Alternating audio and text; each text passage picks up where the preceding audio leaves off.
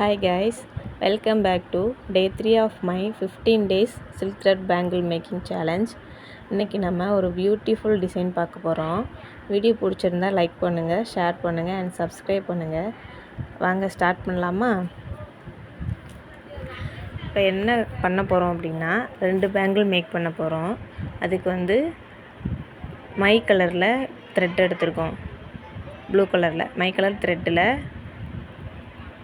Square shape ஸ்டோனும் அப்புறம் stone செயினும் நம்ம use பண்ணி ஒரு டிஃப்ரெண்ட்டான டிசைன் தான் மேக் பண்ண போகிறோம். இப்போ முன்னாடி இருக்கிற வீடியோவில் சொன்ன மாதிரியே த்ரெட்டை ஸ்கேல் எடுத்து ஒரே மாதிரியே எடுத்து வச்சுக்கிட்டு அதுக்கப்புறம் அதை பேங்கிளில் ஒட்டி நல்லா இறுக்கமாக அழகாக சுற்றிக்க போகிறோம். வீடியோவில் பார்க்குற மாதிரி கரெக்டாக அழகாக அடுக்கடுக்காக சுற்றிக்கிட்டிங்கன்னா நீட் ஃபினிஷிங்கில் கிடைக்கும். இப்போ சுற்றியாச்சு. இது சுற்றினதுக்கப்புறம் 2 வளையலையுமே சுற்றி முடிச்சுக்கலாம். சுற்றி முடித்ததுக்கப்புறமா நம்ம என்ன பண்ண போகிறோம் அப்படின்னா ஸ்கொயர் ஷேப்பில் இருக்கிற ஸ்டோனை நம்ம ஃபிக்ஸ் பண்ண போகிறோம். ஃபிக்ஸ் பண்ணிவிட்டு அதை சுற்றி 4 சைடுமே ஸ்டோன் செயின் ஃபிக்ஸ் பண்ண போகிறோம். ஸ்டோன் செயின் எப்படின்னா அந்த ஸ்கொயர் ஷேப்பில் இருக்கிற ஸ்டோனை சுற்றியுமே கட் பண்ணி அது என்ன அளவு வருதோ அதை அளவு பார்த்து ஸ்டோன் செயினை நம்ம ஃபஸ்ட்டே கட் பண்ணி எடுத்து வச்சுக்கலாம். அப்படியே நம்ம சுற்றணுன்னா கரெக்டான அந்த ஸ்கொயர் ஷேப் கிடைக்காது நமக்கு. அதனால் கட் பண்ணி எடுத்து வச்சுக்கலாம்.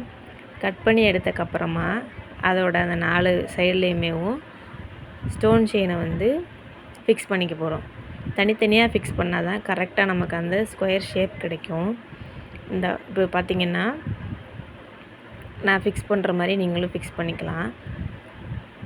கரெக்டாக அதை அழகாக ஃபிக்ஸ் பண்ணிங்கன்னா நீட்டாக இருக்குது. ரொம்ப சூப்பராக இருந்துச்சு இந்த டிசைனு. ஒரு வளையலுக்கு 6 ஸ்டோன் நம்ம ஃபிக்ஸ் பண்ணுறோம். 6 ஸ்டோன் ஃபிக்ஸ் பண்ணும்போது கொஞ்சம் கிராண்டாக, ஆனால் பண்ணது சிம்பிள் ஒர்க் தான், பார்க்குறதுக்கு ரொம்ப கிராண்டாக இருந்துச்சு. 2 வளையல் கையில் போட்டாலே போதும், சூப்பராக இருந்துச்சு. இது ஒரு காட்டன் சாரீக்கு நம்ம இதை மேட்ச் பண்ணிகிட்ருக்கோம். கரெக்டாக பார்த்திங்கன்னா சூப்பராக ரெடி ஆயிடுச்சா? இது சூப்பராக இருந்துச்சு. உண்மையிலே எனக்கு ரொம்ப பிடிச்சிருந்துச்சு. செம்மையாக வந்திருக்கு. எப்படி இருக்குன்னு பாருங்கள். அந்த 6 சைடும் வச்சு நீட்டாக நம்ம ஃபினிஷ் பண்ணதுக்கப்புறமா ஹெவி லுக்கில் தெரிஞ்சிச்சு. ஒரு கையில் வாட்ச் கட்டி இன்னொரு கையில் நம்ம இந்த வளையல் போடுறோம் அப்படின்னா கூட ஓகே தான்.